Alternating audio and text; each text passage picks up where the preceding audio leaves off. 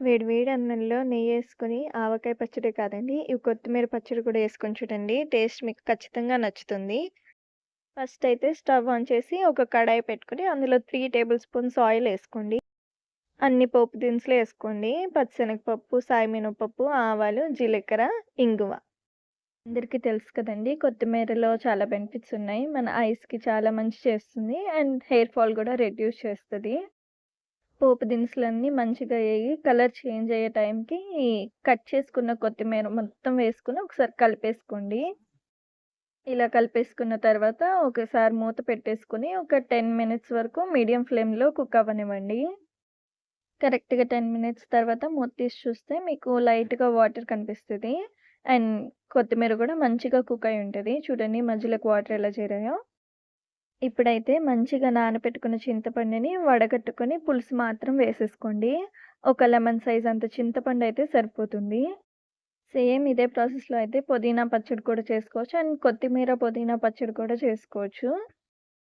ఇలా చేసుకున్న కొత్తిమీర పచ్చడయితే ఆల్మోస్ట్ ఒక 2 వీక్స్ వరకు ఉంటుంది. బట్ ఆ 2 వీక్స్ లోపే కొత్తిమీర పచ్చడి టేస్టీగా ఉంటది కాబట్టి ఆల్మోస్ట్ అయిపోతది. ఇలా మా ఇంట్లో కొత్తిమీర పచ్చడే కాకుండా మునగాకు కారం, కరివేపాకు కారం గూడా చేసి పెట్టుకుంటాం. అవి ఆల్మోస్ట్ 1 మంత్ వరకు స్టోర్ ఉంటాయన్నమాట. చింతపండేసిన తర్వాత మళ్ళీ ఒక్కసారి కలిపేసుకొని మూత పెట్టేసుకోండి. ఇందులో అయితే నేను కొద్దిగా నువ్వులు గూడా యాడ్ చేస్తున్నాను. టేస్ట్ బావుంటది కాబట్టి అండ్ హెల్త్‌కి కూడా మంచిది కాబట్టి. ఒక 5 మినిట్స్‌లో చింతపండు మంచిగా మగ్గి ఆ నీళ్లు కూడా ఇంకిపోతాయి.